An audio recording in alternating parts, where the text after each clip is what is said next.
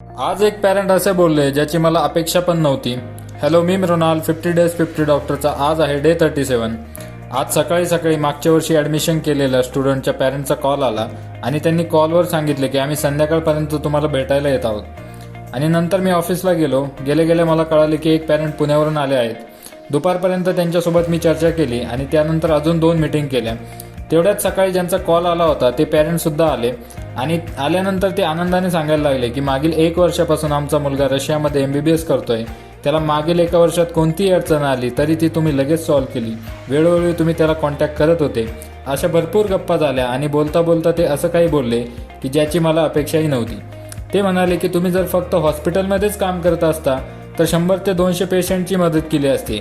पण आता तुम्ही डॉक्टर्स घडवत आहात, लाखो लोकांना हेल्प करत आहात आणि यामध्ये तुमचा खूप महत्त्वाचा वाटा आहे, कारण तुमच्या सपोर्टशिवाय हे झाले नसते.